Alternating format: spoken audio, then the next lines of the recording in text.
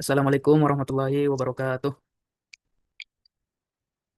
Baik, pada kesempatan kali ini, perkenalkan nama saya Jumadil Haverta dengan NIM 230340446. Pada kesempatan kali ini, saya akan menampilkan hasil dari RBL Fisika Statistik saya yang menggunakan statistik Maxwell-Boltzmann pada pengaplikasian kapasitas panas pada tanah amorf.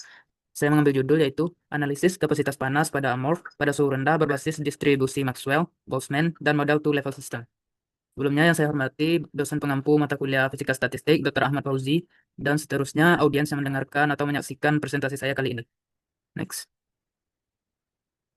Nah, yang pertama yaitu pengantar distribusi Maxwell-Boltzmann. Nah, sebelumnya saya akan menjelaskan tentang bagaimana kapasitas panas pada padatan amorf seperti kaca kaca atau silikon amorf yang mana bisa berperilaku aneh di suhu rendah. Penjelasannya memakai dua konsep utama yaitu distribusi Maxwell-Boltzmann dan model two-level system.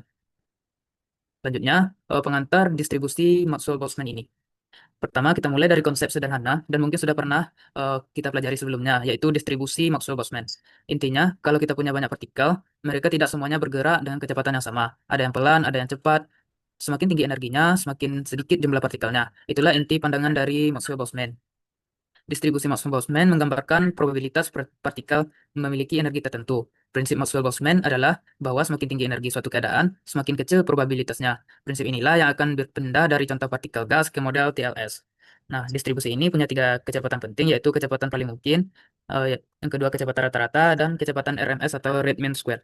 Untuk distribusi kecepatannya dapat dilihat pada persamaan yang pertama, yaitu F fungsi V, fungsi kecepatan, yang mana 4V M per 2 KT pangkat 3 per 2 V kuadrat eh, E pangkat minus MV kuadrat per 2 KT. Untuk energi sebagai dasar Maxwell-Boltzmann-nya yaitu energi energi sama dengan setengah MV kuadrat dan dikonversi menjadi P fungsi E pangkat minus E per KT. Untuk rumus selanjutnya dapat dilihat pada slide yang telah diberikan. Next. Nah, selanjutnya kita masuk kepada model two-level system atau TLS. Jika sebuah atom atau bagian dari material punya dua posisi stabil, satu posisi berenergi lebih rendah dan satu lagi berenergi tinggi. Karena ada dua energi, kita bisa pakai Maxwell-Boltzmann untuk menghitung peluang masing-masing energi tertempat. Dari peluang itu, kita buat yang namanya fungsi partisi. Nah, fungsi partisi, TLS, dan energi internal. Untuk sistem dua tingkat energi, fungsi partisi Maxwell-Boltzmann digunakan untuk mengekspresikan energi rata-rata sistem sebagai suhu sebagai fungsi suhu. Ini dapat dilihat untuk energi TLS-nya, yaitu E1 dan E2 pada dua keadaan, yaitu negatif dan positif.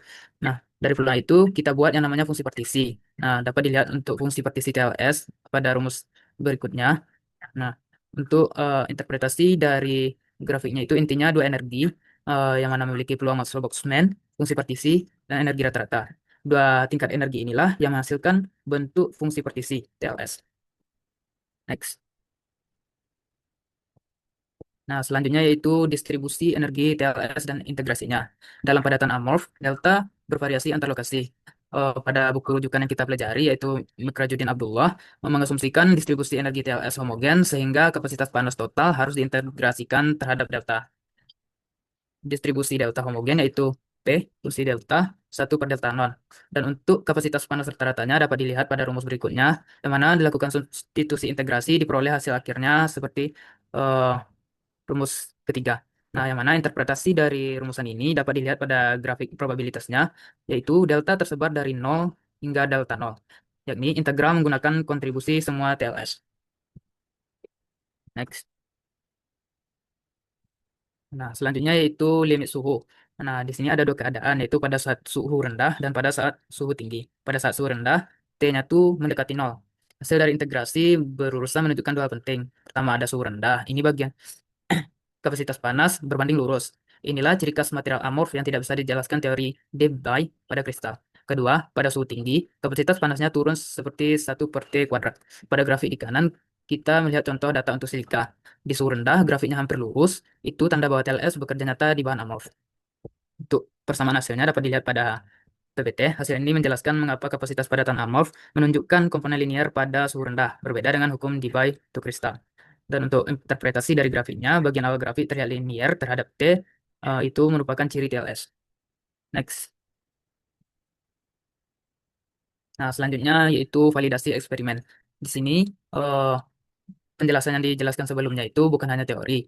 Eksperimen menunjukkan hal yang sama. Pada pengukuran kapasitas panas silikon amorf, terlihat bahan semakin rapat strukturnya, semakin sedikit TLS yang terbentuk. Itu artinya TLS sangat dipengaruhi oleh ketidakteraturan struktur. Nah, grafik yang di kiri menunjukkan kapasitas panas yang berubah dengan suhu. Nah, grafik yang di kanan menunjukkan hubungan densitas atom dan TLS. Semakin semakin rapat, semakin sedikit TLS, dan perilaku CV linear menjadi lebih lemah. Next. Nah, selanjutnya yaitu tabel perbandingan hasil eksperimen dengan prediksi teori. Yang pertama yaitu pada tabel data dilihatkan parameter yang pertama sistem amorf. Yang pertama yaitu A, SI densitas rendah, yang kedua densitas menengah, dan densitas tinggi. Ini tabel yang membandingkan langsung teori Maxwell-Boltzmann dan TLS dengan data eksperimen.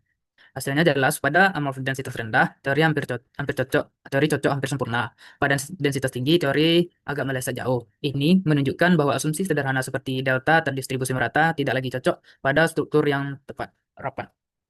Tapi secara keseluruhan, model ini cukup untuk menjelaskan fenomena suhu rendah pada amorf. Next.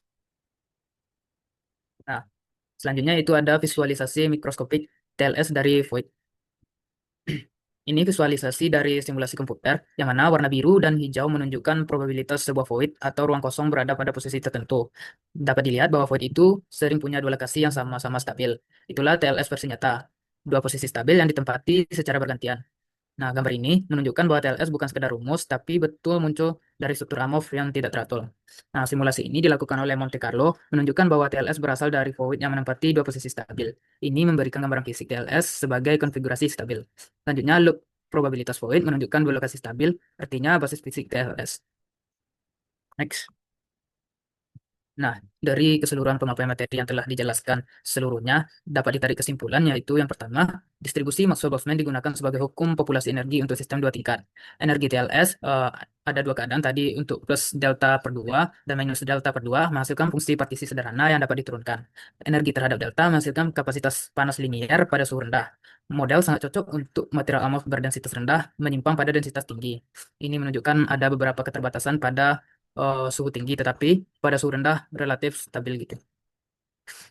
Dan terakhir, model model ini merupakan ciri ketidakteraturan mikrostruktur, bukan sifat universal. Hanya bahan yang tidak teraturan tertentu yang memunculkan TLS. Oh, baik, demikian pemaparan dari materi saya. Saya ucapkan terima kasih. Assalamualaikum warahmatullahi wabarakatuh.